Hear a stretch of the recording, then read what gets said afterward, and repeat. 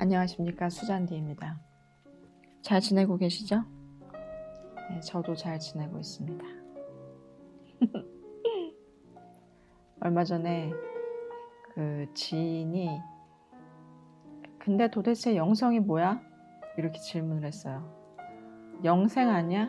잘못 말하고 있는 거 아니야? 그래서 좀 웃겼는데, 근데 영생교라는 종교가 있는 걸로 알고 있는데 뭐 그런 거 퍼뜨린 사람은 아니고, 그 종교랑 다른 어떤 눈에 보이지 않는 것들을 공부한 학문?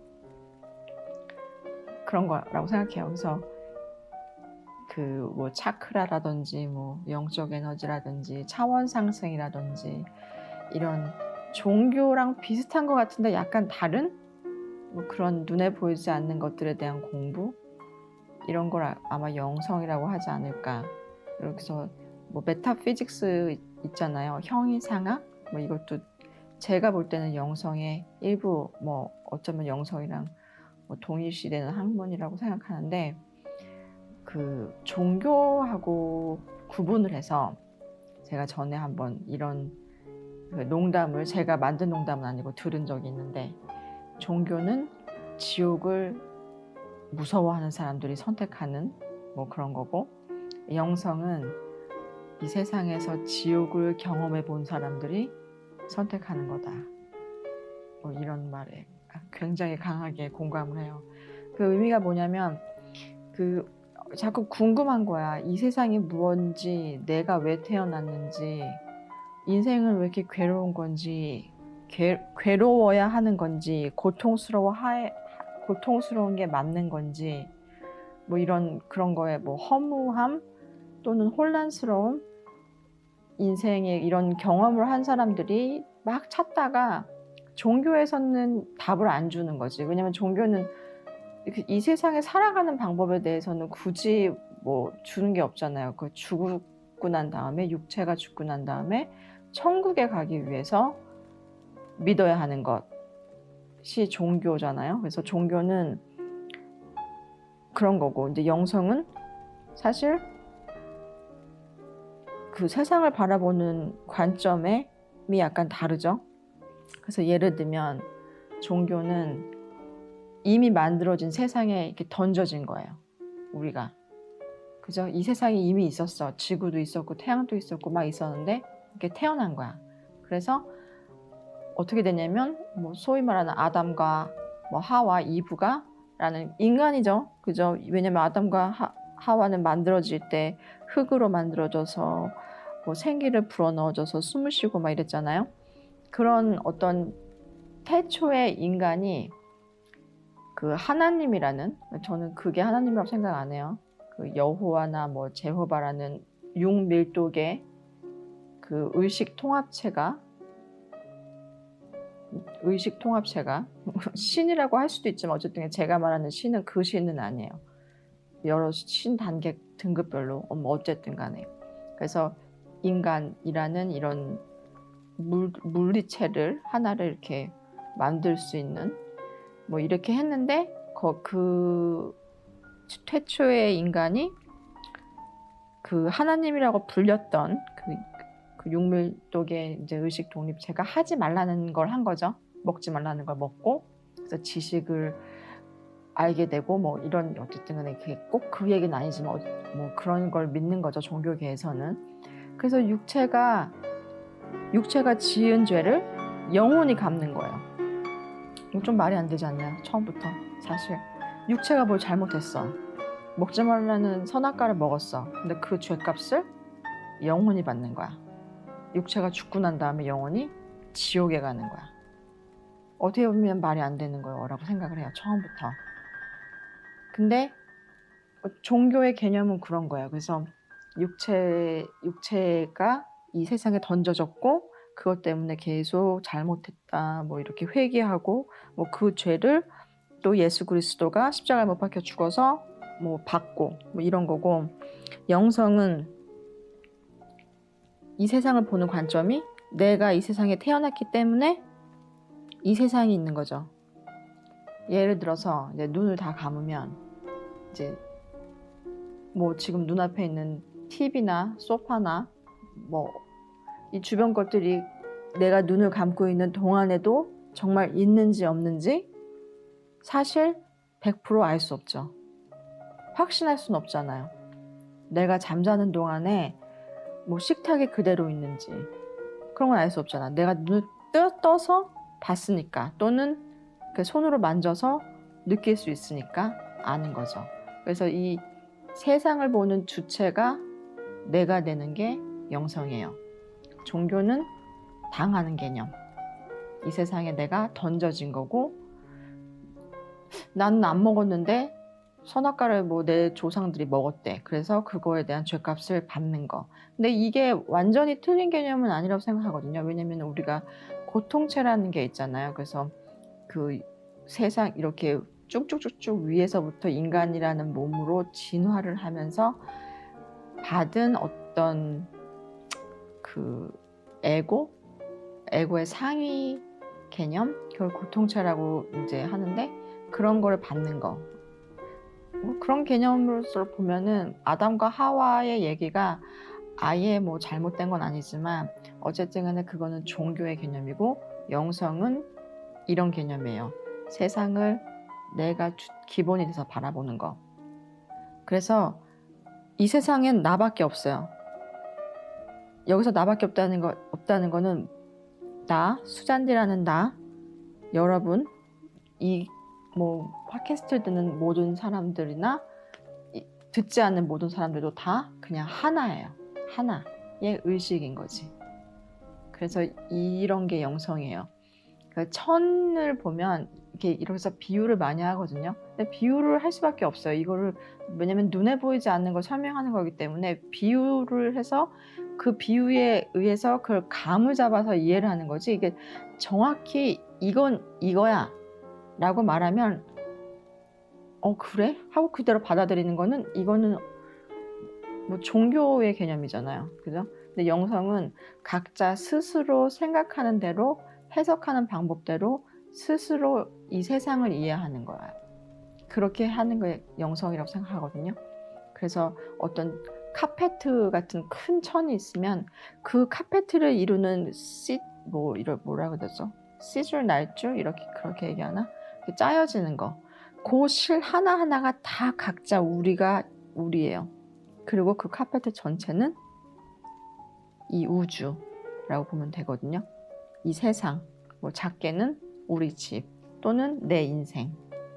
근데 이걸 더 분해하면 내가 가지고 있는 육체도 하나의 카페트예요. 그죠? 그래서 심장이 하나의 줄이 되고, 하나의 그 줄이 아니고 실이 되고, 그 다음에 뭐 내 손가락이 하나의 또 다른 실이 되고, 이게 서로 얽히고 다 엮여져가지고 하나가 되는 거. 그리고 인생도, 한 사람의 인생도 전체를 보면 그걸 카페트라고 볼 수도 있죠. 그래서 그 영성이 인생을 보는 관점은, 인생은 하나의 큰 학교예요. 학교이거나 뭐 카페트이거나 뭐가 됐든지 계속 진화하고 발전되는 거, 무언가를 계속 배우는 거, 그런 과정, 이런 과정으로 보는 것이 영성이고, 내가 볼 때는 종교는 그런 개념은 아닌 것 같아요. 뭐 그럴 수도 있죠. 뭔가를 배우고 뭐. 그런데 보통은 대부분 내가 당하는 개념이고, 내가 죄를 지은 개념이고, 난 깨끗하지 않고 뭐 이런 개념이잖아요. 그래서 누구에 의해서, 뭐 예수의 피로 인해서, 또는 뭐 어떤 죄사함을 받기 위해서, 그 타의 것에 의해서 내가 씻김을 받고 깨끗해져야 되는 거고, 영성은 주체적으로 내가 하는 거예요. 내가 깨어나고 내 의식을 바라보는 거고, 이 세상을 바라보는 관점을 나로 보는 거예요. 그래서 이런 관점이 있기 때문에 그 끌림의 법칙이라는 게 생겨나는 거지.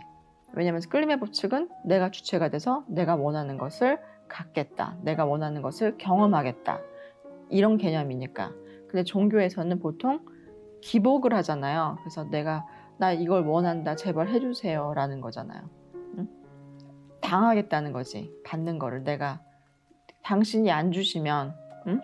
하나님, 뭐 주님, 또는 뭐 부처님, 요즘에는 그래서 그 불교가 종교가 아니거든요. 자기 수련의 한 형태잖아요. 그래서 내 생각에 부처님은 한 번도 나한테 절을 해라거나 뭐 내 말을 나를 믿지 않으면 뭐 나한테 뭐 돈 달라고 해, 밥 달라고 해, 뭐 합격해 달라고 해 이렇게 해라라고 한 적이 없는데 근데 요즘에는 그런 사상이 너무 강해진 것 같아요. 왜냐면 그렇게 해야지 그 절에서도 돈을 벌잖아요, 사실. 그 절이 하나의 어떤 기업이 되는 것 같은 것 때문에 좀 씁쓸하죠. 그래서 뭐 이렇게 그렇게 하지 않으면 안 될 것 같은 느낌을 들게끔 하고 계속 뭐 얼마를 내면은 뭐 연꽃에 이름을 걸고 뭐 이렇게 하는데 뭐 그렇게 그런 게 계기가 돼서 어떤 계기? 뭐라고 해야 되지? 어떤 수단이 되는 거죠. 그게 있기 때문에 그렇게 믿을 수 있다면 해도 돼. 내가 볼 때는. 나쁜 건 아니에요. 근데 거기에 계속 빠지게 되면 그건 자기 주체성을 잃어버리는 거거든요. 근데 영성은 주체적으로 인생을 사는 거예요. 그래서 이 세상이 꿈이라고 해도 내가 꾸는 꿈을 만들겠다. 이 세상이 어떤 학교다, 레슨이다. 그러면 내가 배우는 걸 선택하겠다. 그리고 내가 배우고 동시에 내가 가르치겠다. 그래서 배우는 것과 가르치는 것은 하나다라는 개념이 영성의 개념이에요. 그래서 그게 바로 인생을 내가 만들어가고 인생에 만들어지는 것 또한 받는 거죠. 순수하게. 그래서 기복 생활을 하는 종교 개념으로 이렇게 세상을 살면 싫어하는 게 생기면 내가 벌을 받는다는 느낌이 드는 거야. 내가 거부하고 싶은 일이 생기면 아, 내가 뭔가 잘못했구나. 기복 생활하고 내가 죄사함을 받아야 되고.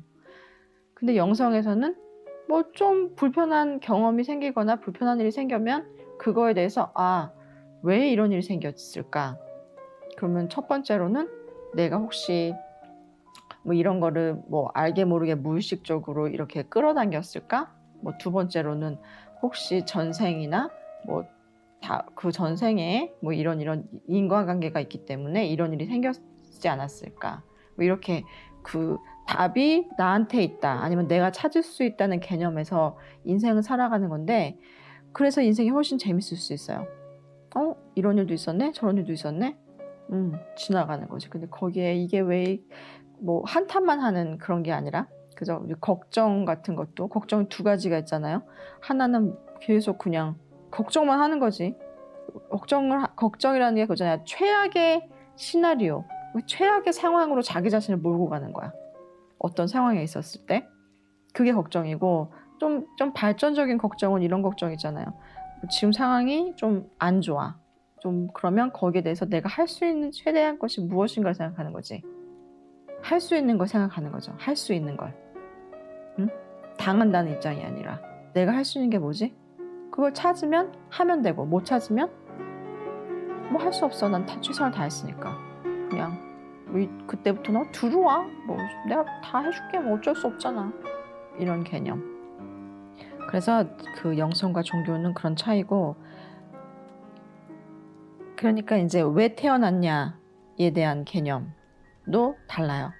그러니까 종교는 어떻게 보면은 벌을 받기 위해서 태어난 거지. 태어난 것 자체가.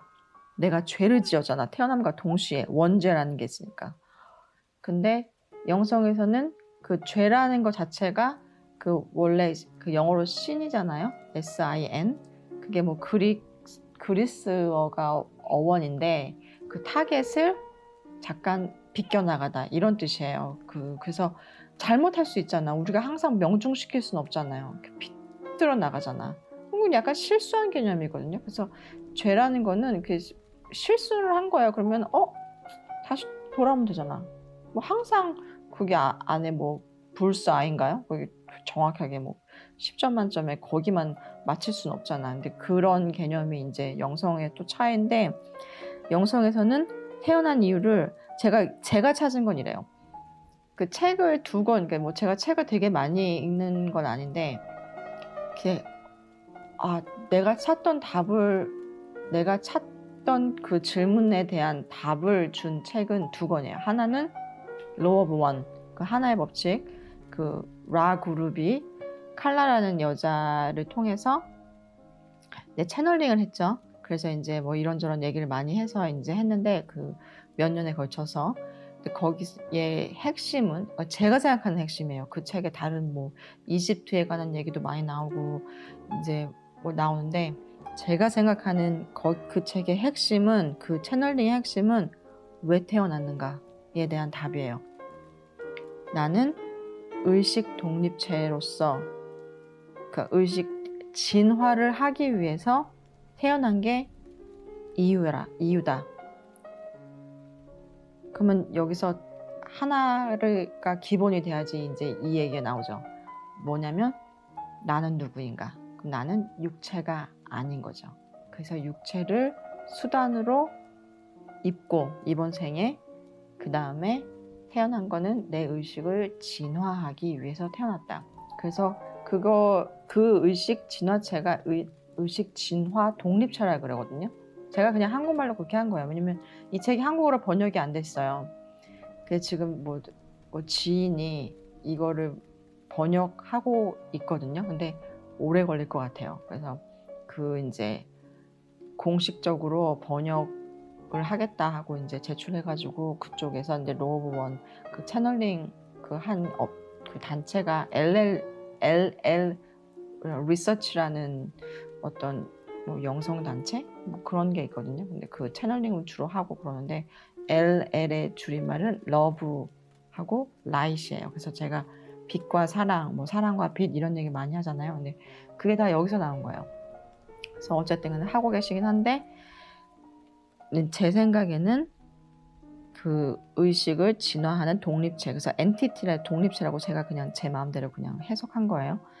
그래서 1단계, 2단계, 3단계 뭐 이렇게 쭉쭉 올라가고 이제 7단계에서 마무리되는, 그래서 이거를 밀도계라고 하거든요. 그래서 차원 개념인데, 차원이랑 밀도계는 약간 다르긴 한데 어쨌든 간에 이렇게 계속 진화하고 있는 독립체다. 이 진화하는 것은 양의 에너지다. 양의 에너지는 의식이고, 음의 에너지는, 이건 제가 해석하는 방법이에요, 영혼이다. 그래서 음양의 에너지, 음양의 조화라는 건 이런 것이다. 이 의식과 영혼을 분리할 수는 없어요. 하나예요, 하나. 그냥 단지 그런 성질의 것이, 예를 들어서 내 몸에 팔다리를 분리할 수는 없잖아. 따로따로 떨어지면은 뭐야 그게. 레고도 아니고. 그냥. 근데 하는 일은 다르잖아. 발은 걷는 거고, 그죠? 손은 뭐 손대로 하는 일이 따로 있잖아요. 그런 것처럼 음양의 에너지는 서로 성질이 다르지만 하나예요. 그래서 의식은 계속 진화하는 거야. 빛이죠, 빛. 정보. 저는 빛을 정보라고 해석하거든요. 그래서 무언가 계속 하고 싶은 거, 밖에 나가서 막 일을 저지르고 싶은 거, 성취하고 싶은 것, 발전하고 싶은 것, 이런 거, 뭐 빌딩을 계속 짓고 싶은 거, 이런 거고, 에너지는 그걸 가능하게 하는 기틀이 되는 거, 그 안에서 해야 되는 거죠. 어떤 공간을 주는 거, 이런 일이고, 두 번째 책은 이거 로 오브 원, 제가 이거 블로그나 이제 책에서 얘기를 많이 하는데, 이게 단계가 있다고 했잖아요. 의식의 단계가. 첫 번째가 뿌리 차크라에 해당하는 뿌리 차크라에 해당한다고 해야 되나? 뭐 할 수 있죠. 그 흙이나 물, 사원소 있죠. 물, 불, 흙, 공기, 뭐 이런 사원소에 해당하는 그런 게 이제 1단계 1밀도계예요. 거기에서 이제 이 밀도계, 스스로 움직일 수 있는 이제 밀도계에 들어오는 게 이제 2밀도계.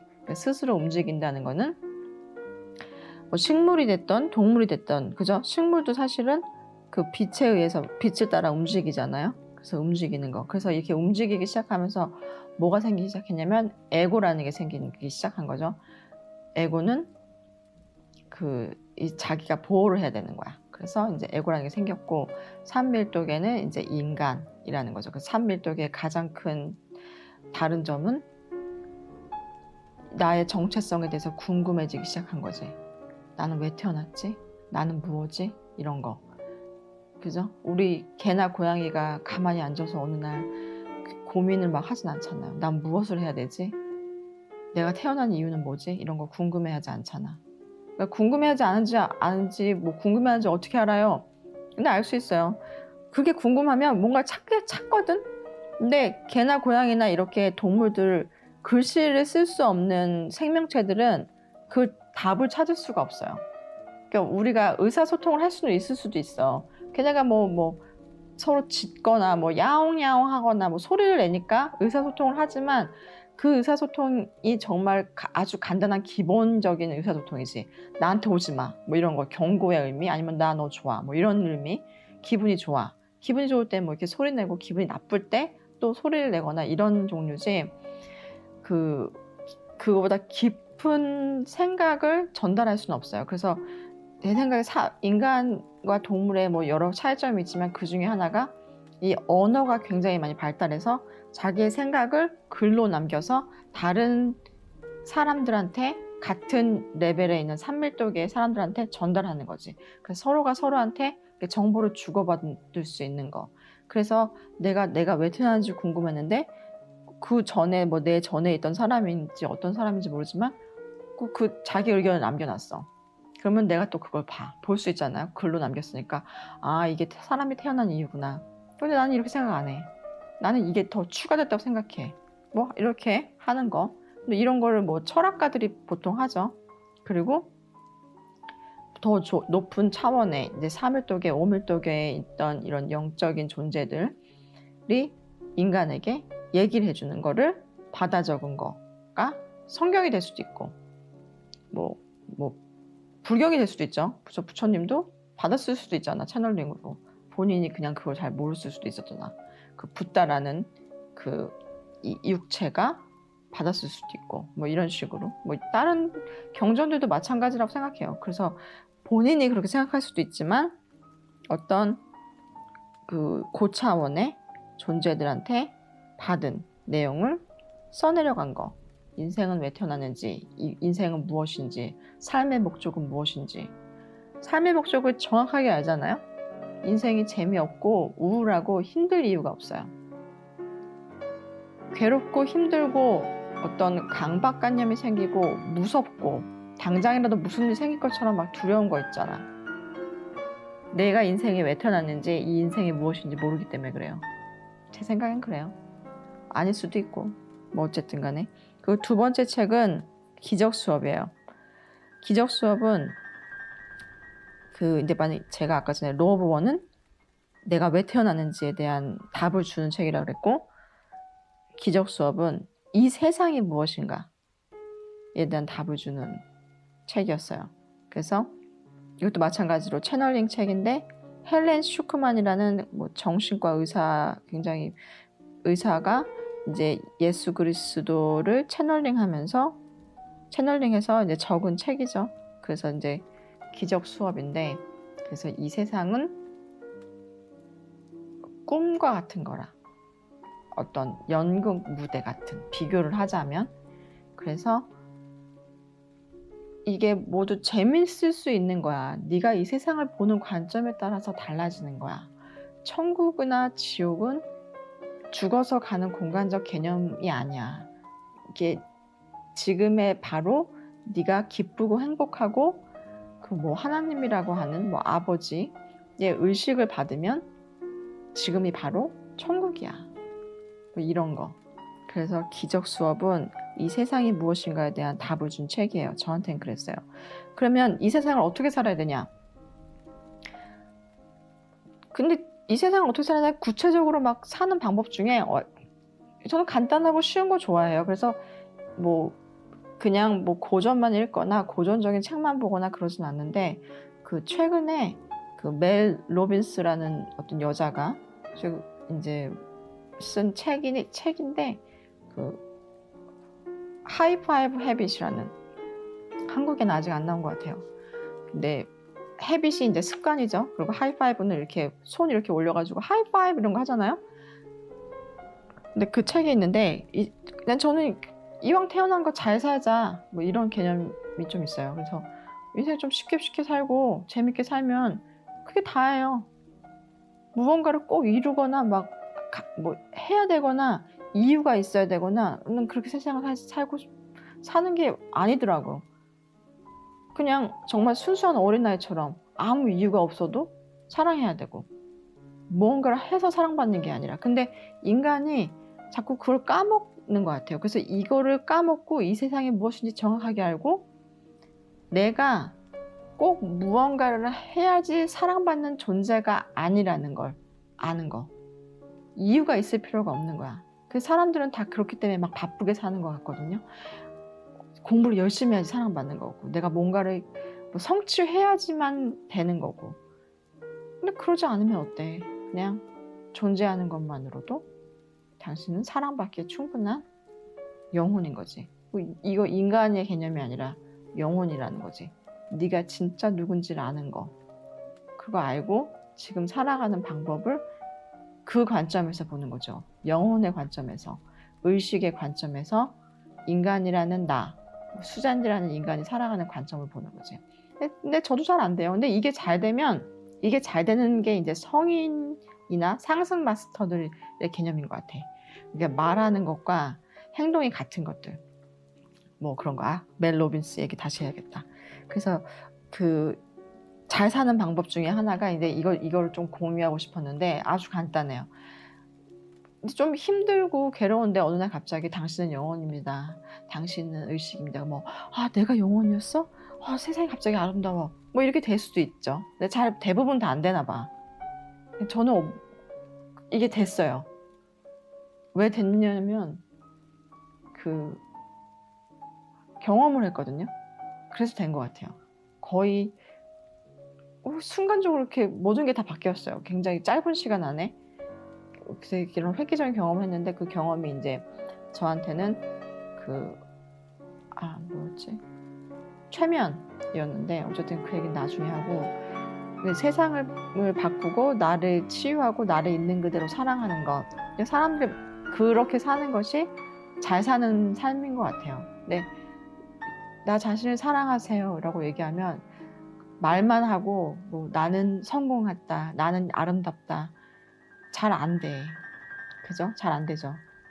근데 왜냐면 반발심이 생기거든.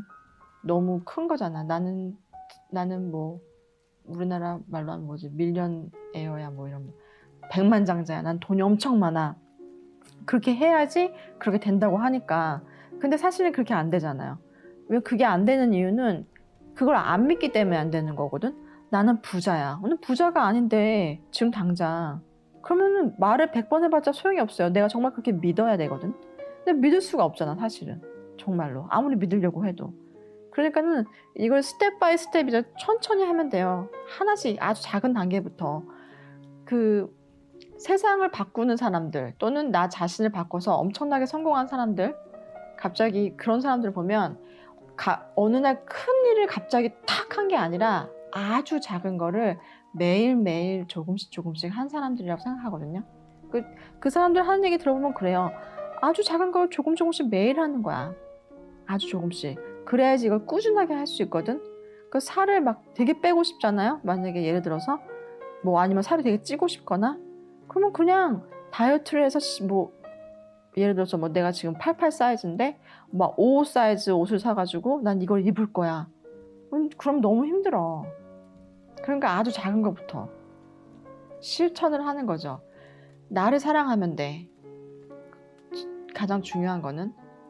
그래서 이제 멜 로빈스라는 여자가 이제 쓴 책에 이게 너무 간단한 거야. 그래서 내가 이거를 좀 공유하고 싶었는데 뭐였냐면 거울을 보고 화장실에서 하이파이브를 하는 거야.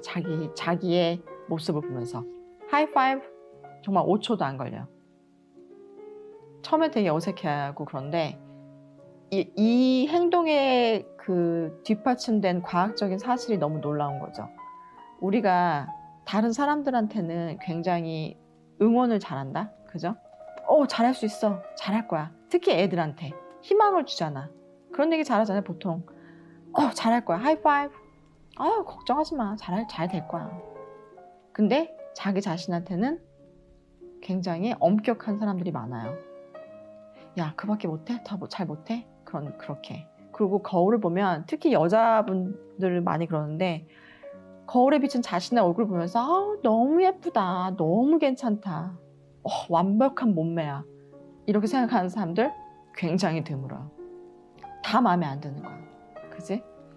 가슴은 왜 이렇게 처지고, 얼굴에 너는 뭐 불독이 빙이 됐냐? 왜 이렇게 얼굴 이렇게 축 처져가지고 뭐 이렇게, 그리고 잡티는 왜 이렇게 많고, 눈 밑에는 다크서클이 있고, 그죠? 그렇게 한데 거기다 대고 난 아름다워, 난 너무 예뻐, 나는 너무 젊어, 뭐 이렇게 하기가 힘들다는 거지. 그냥 간단하게 하이파이브 하고 그냥 나오세요. 그게 5일이 지나면 갑자기 자기가 바뀌기 시작하고, 조금씩. 왜냐면 우리가 이 어렸을 때부터 손을 올려서 하이파이브를 하는 동작에는 이게 하면 어때요? 너무 그냥 잘했을 때만 하잖아. 사람들한테 누군가가 하이파이브 하는 건 뭐야? 그 사람이 잘했을 때. 그죠? 훌륭한데? 이럴 때 하잖아요. 운동 경기 하는 거 봐봐. 어떤 사람이 홈런 치고 딱 들어오죠, 야구 선수들. 그러면은 거기서 대기하고 있던 동료 선수들이 다 하이파이브 해주잖아요. 잘했으니까. 그러니까 이거는 뇌에 입력이 되어 있는 프로그램인 거야. 우리가 손을 들어서 누군가의 손바닥을 친다는 것은 잘했다는 얘기거든. 그러면 굳이 말이 필요 없는 거예요. 그냥 그 행동 하나로 나를 인정해 주는 거지. 나를 뭐 잘했다고 칭찬해 주는 거고, 고맙다고 하는 거고, 사랑해 주는 거야. 행동인 거예요. 그러니까 더 이상 어떤 걸 할 필요가 또 없는 거예요. 근데 제가 한 며칠 해봤는데 정말 그래요. 처음에는 어색하고 그랬는데 며칠 지났는데 갑자기 얼굴이 예뻐 보여. 그래서 아이고 어랍셔라, 뭐 얼굴이 예뻐 보이네, 뭐 이런 생각을 좀 했어요. 처음에는 안 그랬는데 요즘에는 그냥 보통은 거울 보면서는 두 가지를 하거든. 자기 자신에 굉장히 비평적이거나 비판적으로 하거나, 아니면 그냥 무시하잖아. 아침에 일어나서 맨 얼굴에 그런 뭐 자다 일어난 얼굴로 화장실에서 거울 보면 대부분 다 실상 얼굴 이렇게 부었고 뭐 이렇게 하잖아요. 근데 그냥 하이파이브, 화장실 가서 하이파이브를 하기 전에는 나오지 마세요. 거울 보면서 하이파이브 하고 나오고. 아주 좋은 방법 같아. 그래서 뭐 간단하고, 그리고 이제 그 멜 로빈스 이분이 이제 그 책에 나온 내용 중에 또 하나가 이제 질투나 시기심이 들었을 때의 마음이에요. 그러니까 이게 그 생각이라는 거는 그렇거든요. 우리가 좋은 생각을 해야지 한다고 좋은 생각이 나오진 않아요. 생각은 그냥 계속 있는 거고, 그걸 우리가 알아차리는 거거든요. 순간적으로 그 생각을. 그래서 기본적인 생각이 좋으면 좋은 생각이 그냥 알아차려지는 거예요. 그래서 제가 잘 얘기하는 것 중에 하나가 이제 무의식이나 잠재의식을 힐링해라, 잠재의식을 바꿔야 된다면요, 우리 의식의 95%가 잠재의식에 의해서 지배를 받으니까. 그런 얘기를 많이 하는데, 만약에 질투나 시기심이 생기거나 누군가가 말하면 그거를 어떻게 바라보면 되냐면, 근데 영성 공부를 하시는 분들은 내가 왜 남을 질투하고 시기하지? 하고 이제 좀 자기 자신이 싫어. 그럴 수 있죠. 그리고 보통 사람들은 그냥 거기에 빠지죠. 그냥 뭐 재수없어, 뭐 이런 식으로. 근데 그걸 바라보는 관점을 이렇게 생각할 수 있어요. 내가 저걸 원하는구나. 그러면 그걸 한번 갖도록 해보자. 그러니까 사람들이 자기가 원하는 게 무엇인지 잘 모르는 사람들이 굉장히 많아요. 되고 싶은 게 뭔지 잘 모르고, 꿈이 뭔지 잘 모르고, 그냥 싫어하는 거는 되게 잘하는데 좋아하는 게 뭔지 모르는 사람들이 많거든요. 근데 어떤 사람이 너무 행복해. 예를 들어서 뭐 남자친구랑 또는 여자친구랑 뭐 부인이나 남편이나 너무 행복해 보이잖아, 둘이. 근데 그게 질투가 나잖아. 그럼 그게 자기가 원하는 거야. 내가 원하는 건 진정한 사랑이구나. 어떤 그 파트너와 함께, 그게 남자가 됐든 여자가 됐든 상관없이 파트너와 함께 그 단둘의 어떤 그런 연인이라는 감정, 그 육체적인 사랑이죠. 어떤 정신적인 사랑도 포함되고, 서로를 아끼고 둘이 서로를 의지하는 마음을, 아니면 뭐 나누고 싶은 마음을 원하는구나. 내가 그 질투를 느꼈다면 그리고 어떤 사람이 뭐 사회적으로 되게 성공을 했어. 그러면 내가 원하는 건 사회적인 성공이구나. 사회적인 성공이라는 건 다른 사람들로부터 인정받는 걸 원하는구나. 내가 뭐 돈을 많이 벌거나 뭐 이게 아니라 어떤 사회적인 인정을 원하는구나. 다른 사람들로부터. 그러면 그걸 그렇게 할 수 있는 방법을 구체적으로 생각해 보는 거예요. 그러니까 질투나는 대상이나 시기심이 나오는 대상이 갖고 있다는 거는 그것이 내가 없기 때문에 질투가 나는 거거든. 그리고 내가 그게 없는 걸 갖고 싶기 때문에 질투가 나는 거예요. 그걸 갖고 싶기 때문에. 어떤 사람이 좋은 차를 갖고 있어. 근데 그게 질투가 나. 누구나 다 그렇진 않아요. 내가 차에 대해서 관심이 없어. 그럼 질투가 날 리가 없잖아. 시기심이 나지 않잖아. 그러니까 내가 갖고 있지 않기 때문에 갖고 있지 않은 게 싫기 때문에 내가 갖고 싶기 때문에 질투가 나는 거예요. 그러면 그거를 나의 동기부여의 발판으로 삼으면 돼요. 내가 그걸 원하는구나. 그럼 그 길로 가보자. 뭐 양의 에너지를 그쪽으로 발전시켜 나가자. 라고 방향을 틀면 돼. 이게 바로 영성인이 가야 할 길이에요. 영성인이라는 거는 아까 제가 말한 것처럼 뭐 이 세상을 내가 주체가 돼서 살아가는 사람들, 내가 영혼이라는 것을, 내가 의식의 독립체라는 것을 바로 알고 이 세상은 그런 걸 가능하게 해주는 무대라는 걸 바로 알고 살아가는 거지. 이렇게 주체적으로 하나씩 하나씩 발전적으로 무엇을 해야 할지 아는 거, 이런 게 바로 상의자가 주는 힌트예요. 나쁜 감정이 들었다고 스스로를 나는 왜 이럴까? 난 아직도 에고에 가득 차 있어. 에고가 꼭 나쁜 건 아니잖아. 내가 나쁘다 생각하니까 나쁜 거지. 그죠? 에고가 어떤 걸 원한다고 해서 가르쳐주면 그래? 한번 생각해볼게. 그게 또 막 빠져가지고 이걸 원한대. 이렇게 해야겠어. 이렇게 하지 말고 한번 멈춰서 생각해볼게 하고 그쪽으로 가는 거. 그렇게 하는 방법도 괜찮다. 그 다음에 이제 요즘에 이제 또 지인이랑 얘기하다가 저희 그런 데서 아이디어를 많이 받아요. 얘기하다가 나온 건데 신통이라는 걸 겪어요. 그러니까 신내림 받는다고 하잖아. 제가 무당분들 얘기를 팟캐스트에서 많이 해요. 그리고 저는 무당이라는 용어가 그렇게 낮춰서 얘기한다고 생각 안 해요. 직업이잖아요. 그게 왜 나쁜 얘기라고 생각하니까 나쁘다고 생각하는 거지. 어쨌든 간에 그런데 신통이라는 게 있잖아요. 신내림 받을 때도. 근데 상위자랑 연결될 때도 신통을 겪는 사람들이 있어요. 아픈 거야. 그 상위자라는 것은 어떤 영적 가이드가 있잖아요. 그래서 그게 많을 수도 있어요. 그게 뭐 여러 종류가 될 수도 있고 동물이 될 수도 있고 어떤 뭐 식물이 될 수도 있고 멘티스라는 스타시드도 있거든요. 그래서 멘티스 사마귀 같은 그런 약간 곤충 같은 이런 육체를 가지고 있는, 근데 지능은 굉장히 높아요. 우리가 이런 지구에서 생각하는 그런 종류의 그런 의식, 이밀도의 의식체가 아니라 멘티스라는 종류도 있고 여러 돌고래가 될 수도 있고, 돌고래 이제 시리우스 그쪽에서 많이 오신 분들이 있잖아요. 그런 것처럼 형태가 여러 가지거든요. 근데 눈에 보이지 않는 것도 있고, 물론 천사들도 있어요. 그죠? 날개 달린 수도 있고 없을 수도 있고 백인일 수도 있고, 응? 그리고 전에는 이제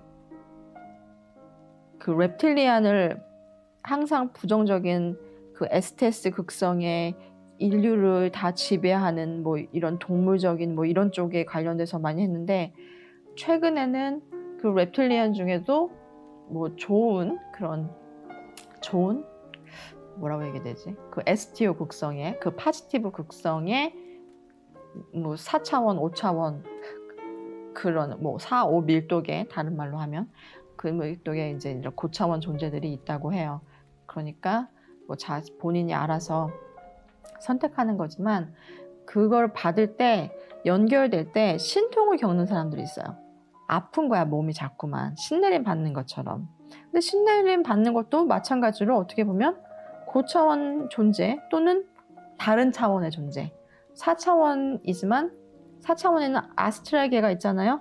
그래서 뭐 다 그런 건 아니에요. 그 무당분들 중에서도 차원이 낮은 존재들하고 연결되는 분들 있죠. 그런 분들일수록 더 몸이 아프기도 해요. 그리고 그럴 수도 있고 또 어떤 게 있냐면 이 거부를 하는 거지. 이 거부를 인간 육체나 에고가 거부할 수도 있고 아니면 영혼이 거부할 수도 있고 거부하는 게 어떤 거라는 거는 뭐 제가 뭐 정확하게 말할 수는 없지만 거부할 때 신통을 겪기도 해요. 몸이 아프거나 잠을 잘 못 자거나 그리고 또 많이 겪는 분들 이런 겪는 분들 중에 여자분들 특히 밤에 어떤 존재랑 보통은 남자분들하고 그 성관계하는 관계를 하는 그런 꿈인 것처럼 꿈도 아닌 것이 뭐 이런 거 그런 경험을 많이 하시는 분들이 계세요. 근데 문제가 뭐냐면 문제는 아니지. 이게 하나는 지식의 저주야. 지식의 저주 아시나요? 지식의 저주가 뭐냐면 알기 전에 상태를 기억하지 못하는 거예요. 그러니까 1 더하기 1이 2라는 걸 알았어. 그러면 그 전 단계로를 생각할 수가 없는 거야. 마찬가지로 이 영적 지식을 알잖아요. 계속 올라갔어. 뭐 이 세상이 어떻고 이 세상이 하나의 저는 이 세상을 볼 때 그렇게 보잖아요. 그러면 그렇게 생각하지 않았던 때를 기억하지 못하는 거야. 어떻게 이 세상이 진짜라고 생각할 수가 있지? 어떻게 사람의 육체가 진짜로 생각할 수 있지? 지금은 상상하는 것도 힘들어요. 이게 지식의 저주예요. 그러니까 무언가를 알게 되면 알기 전 상태로 다시 돌아갈 수가 없는 거. 근데 이 신통도 마찬가지야. 그리고 그렇기 때문에 무당이나 어떤 이런 상태 무의식적으로 이건 무의식도 마찬가지예요. 내가 난 그런 적 안 적 없었는데 확신할 수 없는 거예요. 자신이. 왜냐면 무의식적으로 그런 지식을 얻었을 수도 있잖아. 그래서 무의식적으로 내가 뭐 잠재의식적으로 뭐 둘이 같은 말이에요. 우리나라 말로는. 근데 이런 경험을 할 때 연결될 때 영적인 사람이 될 때 새로 태어날 때 어떤 육체적으로 힘들고 아프고 정신적으로도 잠을 잘 못 자거나 그 입맛이 바뀌거나 갑자기 몸에서 알레르기가 막 일어난다거나 열이 갑자기 오른다거나 손발이 갑자기 뜨거워지거나 차가워지거나 갑자기 심장이 두근두근 뛰거나 귀에서 이명이 들리거나 이런 여건 차원 상승 증후군도 있죠. 그런 거를 계속 막 겪는 거 이거를 알게 되잖아요. 그러면은 내가 그런 일이 있을 때 거의 반드시 신통을 겪게 돼요. 알았으니까 이미 그거를 내가 경험으로 이 지식을 완성하는 거야. 내가 원하든 원하지 않든 상관없이. 그래서 차라리 몰랐으면 그런 거 없이 그냥 자연스럽게 상의자랑 연결되고 소위 말하는 신성을 내 안에 받게 되고 제3의 눈이 떠지고 이런 걸 굳이 별 경험 없이 할 수도 있어요. 이런 것도 있어. 그 제3의 눈이라고 하는 이 송가선 차크라가 떠질 때 머리에서 왜 찌릿거리면서 이렇게 빛이 막 들어오는 거 있잖아요. 예를 들어서 내가 이게 해골이야. 근데 해골이 막 깨지면 그 안에서 빛이, 그러니까 벽 같은 데 이렇게 금이 막 가면서 그 빛이 쫙 들어오잖아요. 그런 느낌을 받는다 라는 그런 가르침? 이런 게 있어요. 그런 좀 영성 세계에서 되게 좀 유명하신 어떤 분이 그런 증언을 했거든. 머리가 이렇게 약간 지지직 깨지는 것 같은 느낌이 들면서 정말로 빛이 머릿속에 들어왔다. 근데 그거를 얘기를 들은 후부터 사람들이 정말 그런 경험을 했다고 많이 증언을 해요. 되게 재밌지 않아? 근데 이거는 더 재밌는 거는 왜 예수 그리스도가 손바닥에 못이 박힌 게 아니잖아요. 손바닥에 못을 박으면 그 무게를 감당할 수가 없어요. 그래서 로마 시대에 그 십자가형을 받으면 손목에다가 사실은 못을 박았거든요. 근데 어느 순간부터 이제 그림을 그릴 때 손바닥에다가 못을 박힌 그림이 이제 유명해진 거야. 그 다음부터 어떻게 됐냐면 진짜로 그런 성흔이 나타나는 거지. 보통 언제 그 손바닥에 성흔이 나타나는 사람들이 생기기 시작한 거야. 실제로는 예수 그리스도는 손바닥에 못이 박힌 적이 없는데도 불구하고 이게 바로 그 지식의 저주예요. 신통도 마찬가지고 영성의 경험도 마찬가지야. 이렇대. 근데 이 경험이랑 상관없이 그냥도 알 수 있는 여러 뭐 일들이 내가 이걸 알았기 때문에 그렇게 되는 거야. 공시성, 동시성이라는 것도 마찬가지예요. 내가 그걸 알았기 때문에 상위자도 그런 거야. 아, 얘 그냥 이거 동시성인가 뭔가 그거 알아가지고 이제는 뭐 메시지 줄 때 그렇게 꼭 해야 돼. 안 그러면 믿지도 않아 잘. 그러니까 뭐 그렇게 하지 뭐. 야 1111 보여주고 저기 그 메시지 하나 보여줘. 그래야지 얘가 거기다가 연락해가지고 그 힐링할 것 같아. 전생에 그거 있잖아. 힐링하려면은 그거 어쩔 수 없어. 뭐 이런 거지 뭐. 왜 이용하는 거야 상의자도. 뭐 그래서 제가 이제 신통 얘기를 잠깐 했어요. 신통 겪으신 분이 있어가지고 그래서 굳이 안 겪어도 되는데 스스로 겪는다고 결심한 거예요. 그래서 나오는 것도 스스로 할 수 있어요. 물론 의식이 그러니까 무의식이 의식의 표면으로 떠올랐을 때 아, 나 이제 그만하겠다 하는 순간 거기서 나오겠지. 그러니까 본인이 그 모든 무의식이나 잠재의식이 다 치유가 되는 게 중요해요. 그걸 다 알아보는 거야. 그래서 계속 연습을 하세요. 굉장히 좋아. 내 잠재의식이 무엇인가? 내 무의식이 무엇인가? 난 아닌데? 그거는 거의 90% 이상이 에고야. 자기가 아닌 걸 정말 알 수는 없거든. 대부분이. 어떤 누군가 얘기를 하거나 그러면 그런 것도 받아들이면 그 성장에 도움이 돼요. 그 끌림의 법칙도 이제 마찬가지로 좀 얘기하고 싶은 것 중에 하나였는데 내 인생의 주체가 돼야 돼요. 내가 당한다는 생각을 하면 끌림의 법칙 백날 연습해봤자 내가 원하는 걸 아무리 생각해봤자 되지 않아요. 좋은 일이든 나쁜 일이든 다 내가 책임진다. 내가 주체가 된다고 생각해야 돼요. 그리고 나쁜 일이든 좋은 일이든 내가 할 수 있는 한 다 해보는 거야. 가만히 앉아서 기다리는 게 아니에요. 가만히 앉아서 아, 내가 찍는 주식이 대박이 날 것이다. 명상해야지. 자, 상의자야, 나에게 그 주식을 다오. 이렇게 하는 거. 안 돼요. 내가 할 수 있는 거 최선을 다해요. 어떤 거? 찾아봐 그냥 우선은. 그래 만약에 그런 예를 들면 요즘 주식 많이 하시니까 찾아보고 그 회사야 주식이라는 게 그렇잖아요. 회사에 투자를 하는 거잖아. 그럼 묻지마 투자하지 마세요. 알아볼 수 있는 데까지 다 알아보는 거야. 이 주식이 왜 좋은지, 이 사람 재정 상태가 어떤지 최소한 차트를 보는 방법 다 공부를 하고 난 다음에 그러면 더 이상 할 게 없어. 그럼 그 다음에 이제 느낌을 따르는 거야. 상의자의 느낌을. 그때는 따를 수도 있잖아. 이거 차트를 보니까 이렇게 갈 것 같아. 이게 느낌인 거지. 무턱대고 아무 지식도 없고 노력도 하나도 안 했는데 가만히 앉아서 이거야. 그러면 그렇겠다. 물론 그렇게 맞을 수도 있어. 전 경험상 그런 적이 한 번 있어요. 네, 전에 한 번 얘기한 적이 있는데 호주에서 아무 생각 없이 무슨 돈이 생겼어요. 한 100만 원이. 한 1000불이 생겼는데 주식이라는 걸 해본 적이 없는데 갑자기 그냥 그 주식이 꽂혀서 그냥 샀어. 사놓고 근데 까먹고 있었어. 한 번도 해본 적이 없으니까. 2달 지났는데 10배가 올랐어요. 그래서 1000불이었는데 12,000불인가? 한 1000불 넘겨. 그렇게 올렸어요. 그래갖고 그런 적이 한 번 있긴 해요. 근데 뭐 한 번이 아니라 그 이후로 그걸 사실은 경험인데 또 느낌으로 이게 그렇게 하는 건가 보다. 다른 주식을 그렇게 샀어.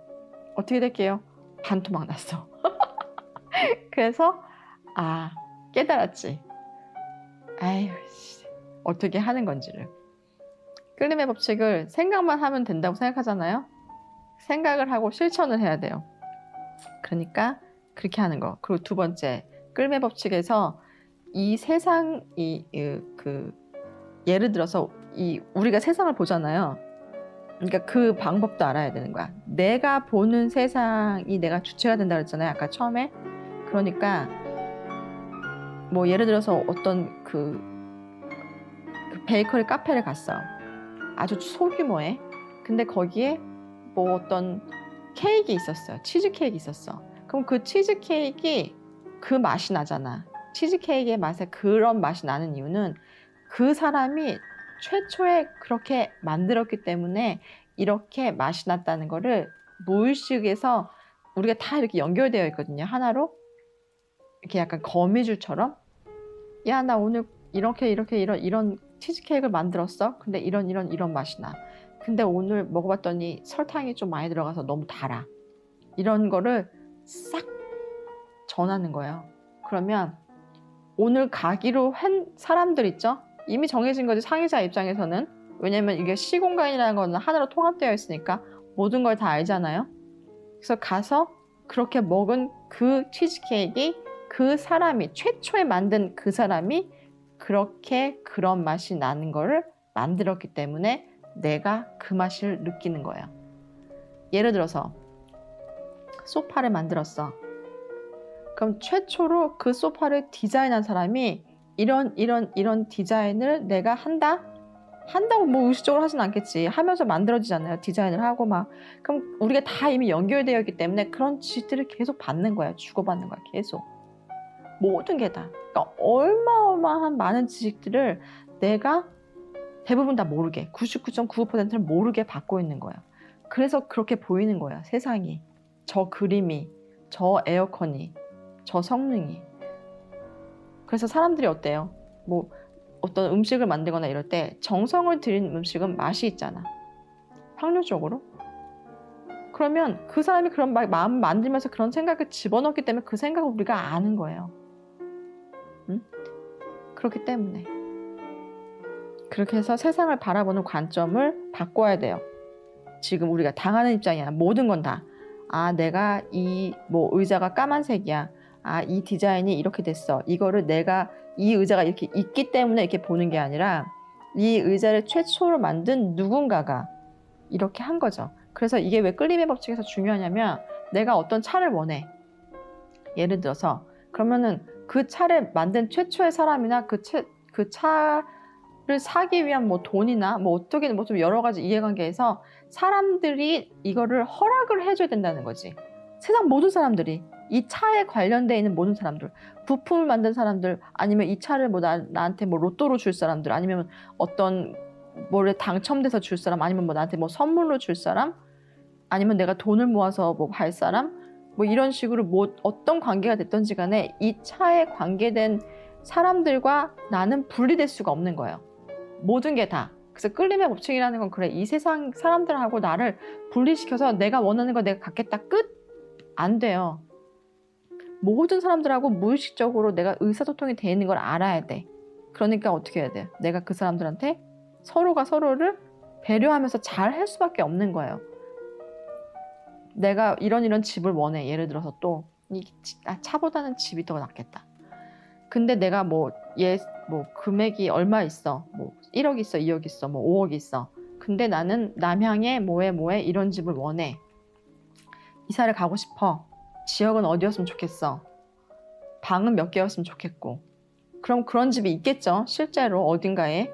그러면 그 집을 갖고 있는 그 사람하고 지금은 만난 적도 없고 아무 계획도 없고 나는 6개월 후에 이사 갈 거지만 계속 의사소통을 해야 되잖아. 그 사람하고 단둘이 다이렉트로 1대1로만 하진 않잖아. 사실은. 그 사람은 또 그 집을 팔고 다른 데로 이사 가야 되고 또 어떻게 뭐 이사를 아니고 안 가고 뭐 이 집이 만약에 그 사람 전세를 줬어. 그러면 전세자가 뭐 나가야 되고 뭐 이런 식으로 여러 가지 관계가 있잖아요. 이런 관계가 다 있다는 것을 인지를 해야 돼요. 그러니까 세상 사람들하고 내가 다 돕고 도와주는 관계라는 걸 알아야 돼. 그게 누가 됐던지 간에. 그거를 지나가던 사람 뭐 막 담배 피우고 가르치면 딱딱 뺏는 사람이야. 너무 짜증나. 근데 그 사람이 그 집하고 관계된 사람일 수도 있는 거야. 나도 모르잖아, 그거는 지금은. 그럼 어떻게 해야 돼? 나 좀 도와줘. 그래서 그 사람을 이렇게 그 사람이 어떤 사람의 한 행동 때문에 그 사람은 내려 깔면서 도와달라고 할 수는 없잖아요. 그냥 그래 네가 나한테 지금 당장 담배 연기를 피우고 나한테 피해를 주지만 뭐 그냥 용서하는 거지. 그러니까 한마디로 말해서 그냥 그래 용서해줄게 뭐 이런 건 아니지만 어쨌든 그냥 용서하고 뭐 이런 거. 내가 원하는 걸 갖기 위해서 모든 사람들하고 그냥 다 소통해야 된다는 거를 알아야 돼요. 그죠? 그러니까 단편적으로 단적인 예로 내가 집을 뭐 1억을 싸게 살 수 있어. 그러면은 지금 당장 앞에서 뭐 새치기 하는 사람을 용서해 줄 수 있잖아. 단적인 예로. 얼마나 그 정도 못하겠어. 기쁜 마음으로. 물론 이런 조건이 있기 때문에 그렇게 한다 뭐 하는 거는 뭐 그 롱텀으로 봤을 때 장기적으로 봤을 때는 전혀 도움이 별로 안 되지만 어쨌든 단기적으로 봤을 때는 모든 끌림의 법칙을 한다는 거, 내가 원하는 것을 성취한다는 것에 의해서 나 혼자만의 힘으로는 되는 게 없어요. 이 세상은 나 혼자 사는 게 아니잖아. 그죠? 우리는 꿈속에 살고 있어. 누군가의 꿈속에. 그 꿈은 뭐 그 사람들의 다 꿈이잖아. 예를 들어서 뭐 스티브 잡스의 꿈, 옛날에 애플 그 휴대폰을 만드는 게 그 사람의 꿈이었어. 우리가 그거 사용하고 있잖아. 그럼 그 사람의 꿈을 우리가 살고 있는 거잖아요. 그렇게 따지면. 그러니까 끌림의 법칙을 그렇게 하세요. 세상의 피해자가 아니라 당당한 주체로. 그리고 두 번째는 이 세상을 다른 사람들도 다 나의 끌림의 법칙을 도와주는 사람이라고 생각하면서 그게 맞는 거죠. 그렇게 대하면서 세상을 살아보세요. 그러면 자신이 갖고 있는 꿈을 이루기가 훨씬 쉬워요. 그래서 아까 제가 말한 것처럼 질투나 시기심이 생기는 것을 이용하라. 뭐 내가 갖고 있는 거. 이건 제가 한 말이 아니라 멜 로빈스라는 여자가 한 말이에요. 그 책에서 그렇게 하고 두 번째는 이건 제 생각이에요. 그래서 사람들하고 혼자 살 수 없다는 것은 모든 사람들이 다 나를 도와준다고 생각하는 거지. 내 끌림의 법칙을 도와준 사람들이야. 그죠? 그런 거. 그 다음에 이 물건이나 어떤 거를 얻는 거, 지위에 오르거나 시험에 붙거나 이런 것보다 정말 더 어려운 거는 사실 사랑이에요. 왜냐면 그건 어떤 사람의 마음을 바꾸는 거잖아. 나는 이래. 그러니까 주파수가 같아야지 비슷해야지 비슷한 그 주파수를 가진 인연을 만난다는 거를 인지해야 되거든. 그래서 제가 항상 전에도 말했지만 어떤 관계에 있어서 그 사람하고 뭐 연애를 하든 결혼 생활을 하든 불만이 있고 뭐 사랑하는 마음이 없고 그 사람이 싫잖아. 그리고 내가 피해를 본다고 생각하잖아. 50%는 자기 잘못이에요. 왜냐면 그 관계를 계속 유지하고 있잖아. 이유가 무엇이든지 간에. 그리고 사랑이라는 것이 사랑하는 관계에 어떤 걸 만난다는 거. 왜냐면 뭐 안 만나도 돼요. 그죠? 그 스님이나 어떤 수녀님이나 이렇게 세상에 이런 어떤 이렇게 짝을 이루는 것을 하지 않겠다고 결정하신 분들은 자기 자신하고 결혼을 한 거죠. 자기 자신하고 결혼이라는 것은 꼭 뭐 이런 남녀간의 그런 의식이 아니라 자기 자신과 뭐 그 수녀님들 보통 뭐 하나님과 예수님과 결혼했다고 하는 것처럼 자기 자신과 하고 이제 깨달음이라는 뭐 이런 자녀를 낳았다 뭐 이렇게 표현하기도 하는데 그렇지 않은 분들은 뭐 연애라는 걸 하잖아요. 근데 그런 연애라는 게 일반적인 그 끌림의 법칙, 무언가를 이루고 어떤 게 뭐 당첨되거나 뭐 사게 되거나 갖게 되거나 물건을 뭐 이런 거 그런 것보다 훨씬 더 어렵다는 걸 아시면 좋을 것 같아요. 왜냐면 자기 자신의 주파수를 올리는 일을 먼저 해야지 그런 사람을 내 안에 내 그 에너지장에 끌어당길 수 있으니까. 아니면 서로 만날 수 있으니까.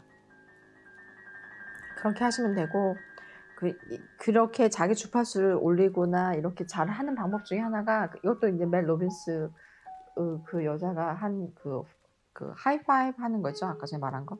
그 책에 있는 내용 중에 하나가 그 책에 있었나 그 전 책에 있었나 그 자기 자신에게 한 아주 작은 약속을 지키는 거예요. 사소한 약속을. 그러면 자기 자신에 대한 믿음이 올라가잖아. 그러니까 자기 자신을 사랑하는 사람은 남을 사랑할 수도 있어요. 그게 진정한 사랑이에요. 자기 자신을 있는 그대로 사랑하는 거. 그래서 뭐 예를 들어가지고 그 분이 한 뭐 아주 작은 습관은 이런 것도 있어요. 아침에 이제 일어나는 시간을 매일 똑같은 시간으로 맞춰가지고 이렇게 수동적으로 일어나지 말고 알람을 맞춰야 되면은 뭐 7시에 일어나야 되면 뭐 6시 53분 아니면 뭐 7시 2분 뭐 이렇게 약간 랜덤으로 시계를 맞추는 거야. 전날 그다음에 자기 전에 나 내일 알람이 울리는 7시 2분에 바로 일어나겠다. 그래서 5, 4 알람이 울리면 5초를 거꾸로 세는 거죠. 이분이 이 전책이 그거거든요. 5 second rule이라고 이제 5초 안에 이제 모든 이 생각을 바꾸는 행동으로 옮기는 바로 그래서 5, 4, 3, 2, 1 하면 바로 그냥 침대에서 발딱딱 일어나가지고 가는 거. 그러면 나 자신에게 한 약속을 아침부터 지킨 거예요. 아주 작은 거지만 잘했잖아? 그럼 화장실 가서 하이파이브. 잘했어. 오늘도 성공적인 하루가 시작된 거야. 이미. 이렇게 작은 걸 시작하면 좋아요. 너무 크게 난 오늘부터 뭐 예를 들어서 다이어트 자꾸 얘기해서 좀 나 오이만 먹을 거야. 너무 큰 거야. 사실. 그래서 저는 간헐적 단식을 좀 좋은 방법이 저한테 맞는 방법이라서 그렇게 하는데 그런 식으로 좀 시간을 뭐 난 8시 이후부터는 안 먹을 거야 이런 식으로 할 수 있고 너무 큰 약속을 자기한테 하지 마세요. 처음부터. 그러면 실망만 커지고 이루지 못하잖아. 그러면 더 큰 나락으로 떨어져 버려.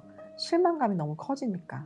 그러니까 잘할 수 있는 거 아주 사소한 거를 지키고 그 잘한 거를 스스로한테 축하해 주세요.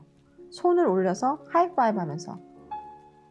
그리고 이제 아이들이 있으신 분들은 아이들한테 하이파이브 하시고 전 이 방법이 되게 좋은 것 같은데 학교나 어디를 가면 이렇게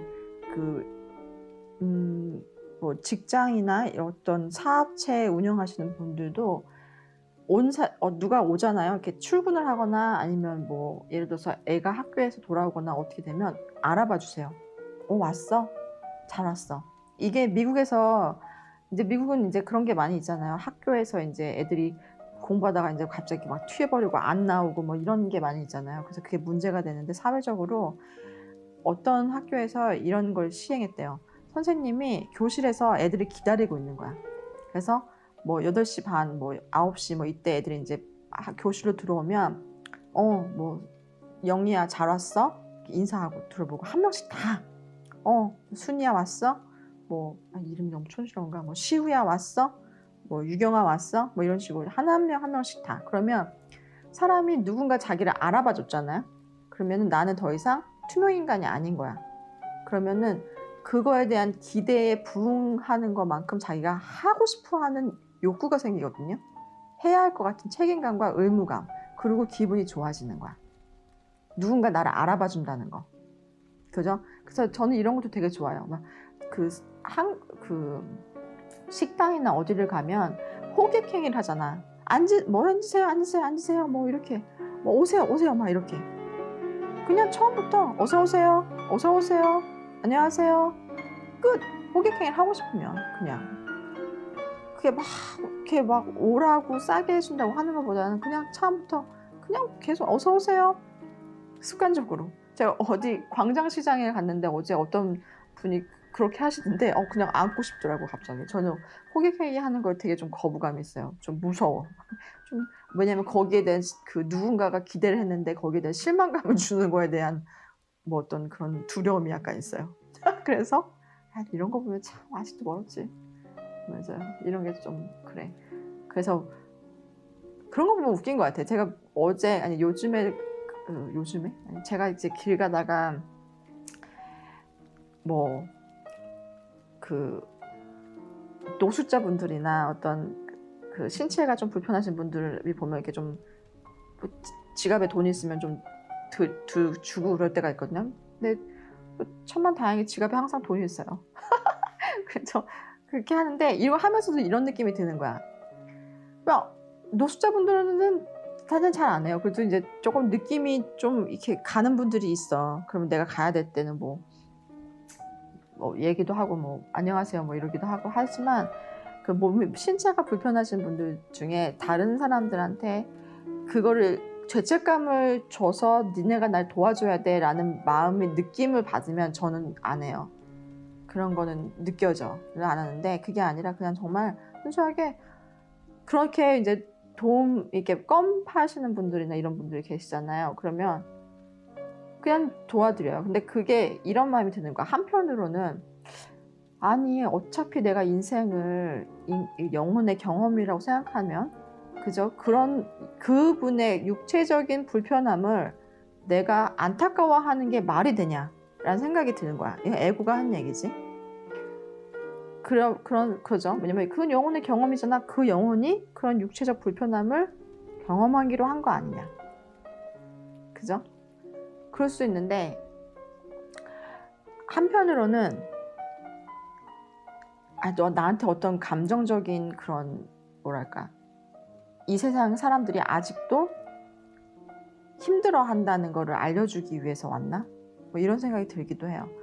얼마 전에 무슨 일이 또 있었냐면 저는 제가 말했나요? 제가 길치는데 길을 물어본 사람이 되게 많아요. 근데 그 버스를 이제 그 광역버스라고 하나? 뭐 그런 버스를 탈 일이 있었는데 얼굴에 이제 그 섬유종이 굉장히 많으신 어떤 남자분이 이제 저한테 뭐 이거 어디 가는 버스 맞냐고 그래서 주소에 대해서 예 맞아요. 근데 어느 정도로 심하냐면 눈꺼풀 머리속 안에까지 섬유종이 이렇게 아주 이렇게 콩알보다 더 큰 거 크기가 그런 거가 제가 볼 때는 셀 수가 없을 것 같아요. 몇천 개가 넘는 것 같아요. 손 마디마디에 다 있으셨어. 근데 어느 정도면 내가 그분의 얼굴을 볼 때 이렇게 쳐다보는 것만으로도 민망하다. 그러니까 상대방이 자기가 외모가 그렇기 때문에 보는 게 아닐까라고 생각하지 않을까라는 생각에 눈을 마주치기가 불편할 정도로 그렇게 섬유종이 많으셨는데 그렇게 해서 이제 버스를 타고 근데 뭐 또 같은 곳에서 내렸는데 그분이 또 다른 어디를 가신대. 근데 저한테 또 물어보더라고요. 거기를 가려면 어떻게 해야 돼요? 근데 제가 길치잖아요. 잘 모르겠는데 어떻게 해야 돼서 이제 이렇게 알아가지고 여기서 버스를 타시면 돼요. 근데 그쪽으로 또 제가 같이 걸어가게 됐는데 저한테 이제 뭐 여기 사시나 봐요. 그래서 내가 아니요 저 거기에 살아요. 그 버스 탔던 데가 살아요. 여기는 뭐 엄마 집이어가지고 잠깐 왔어요. 이렇게 얘기했는데 그래요? 저도 거기 살아요. 되게 밝게 막 얘기를 하시는 거예요. 근데 순간 한 3초 정도 눈이 딱 마주쳤는데 걸어가면서 눈을 마주치고 3발자국 정도를 말을 안 했어요. 서로. 근데 그 영혼이 저한테 이런 얘기를 하는 거야. 내 얼굴이 왜 이런지 알아? 내 몸이 왜 이런지 알아? 내가 이 세상에 사람들의 시름을 고통체를 안고 태어나기로 약속하고 태어났어. 내 몸에 이 섬유종 하나하나가 이 세상 사람들의 시름이고 고통이고 괴로움이다. 찡긋하고 웃으시는 거예요. 스타시드죠. 스타시드셨죠. 그래서 제가 심장이 덜컥 내려앉으면서 눈물이 핑 돌았어요. 내가 저렇게 나도 할 수 있을까? 내 의식으로 영혼이니까 정말 가능한 일이겠지. 근데 그분의 얼굴 보니까 인간 자아도 알고 있는 것 같아요. 그러니까 깨달은 거지. 인간 자아도 영혼의 뭐 상의자의 뜻을 알고서 알게 된 것 같아요. 처음부터 얼마나 됐는지 모르지만 알고 있더라고요. 그래서 한편으로는 다행이다. 그래도 그 인간으로서의 고통은 어느 정도 벗어나지 않았을까. 뭐 감히 상상을 했어요. 그냥. 그래서 근데도 불구하고 눈물이 핑 돌긴 하더라고요. 나의 고통을 저분이 저런 모습으로 짊어지는 사람이 있구나. 저게 살아있는 예수 그리스도가 아닐까. 뭐 이런 생각을 했어요. 갑자기 얘기를 왜 했지? 어쨌든 간에 저도 그래요. 아직도 세상을 그렇게 본다고는 얘기하지만 가끔씩 그런 분들을 보면 가슴이 좀 아픈 거 보면 아직도 그게 괴로움이라고 보는 거지. 그죠? 근데 육체적 괴로움을 아직도 영혼의 경험이라고 100% 보지는 못하는 것 같아요. 어쩔 수 없겠지만 아직은 그게 육체적 괴로움 뭐 그렇게 태어났어 이렇게 안 되더라고. 그래서 저는 인생을 좀 꽁으로 먹고 싶어요. 저한테 친구가 너는 인생을 꽁으로 먹으려고 그러냐? 그래서 내가 그냥 그랬는데 뭐 이왕 할 수 있으면 하는 거지. 나 최선을 다해서 재미나게. 그래서 이거를 마지막으로 1시간이 벌써 지났네. 죄송합니다. 너무 길게 떠들었죠. 하이파이브 거울 보면서 아침에 일어나서 뭐 나는 아름답다, 나는 착하다, 뭐 나는 뭐 성공한 사람이다 이런 얘기 할 필요 없이 하이파이브 하면 하는 걸로 하루를 시작하시면 좋겠고 그 두 번째는 한 번 더 강조하지만 내가 혹시 질투심이나 시기심이 생기거나 뭔가가 그런 사람 어떤 사람을 봤을 때 그런 마음이 생기면 그 마음을 거부하거나 그러지 말고 한번 자기 자신을 보세요. 내가 지금 원하는 게 무엇인가. 어쩌면 상의자가 당신에게 주는 Q사인일 수도 있어요. 이건 에고가 아니라 Q사인인 거야. 그쪽으로 한번 파봐. 너가 원하는 게 그거야. 너의 양에너지, 너의 의식을 진화하는 방법이야. 지금 선택해야 되는 길이 그거야. 그럼 그렇게 한번 해보시는 것도 나쁘지 않을 것 같아요. 그래서 오늘도 매일매일 영성인으로 사시기 바랍니다. 인생의 주체가 되고 그 인간 자아가 하나의 어떤 수단으로 육체가 전부가 아니지만 육체가 중요하죠. 전부는 아니어도 어쨌든 간에 이 세상을 바라보는 시선 그리고 내가 이 세상을 살아가는 방법을 너무 빠지지 말고 바라보는 삶을 살면 좋을 것 같아요. 뭐 이것저것 얘기 많이 했는데 나중에 혹시 멜 로빈스 책이 번역되면 뭐 읽어보셔도 좋을 것 같아요.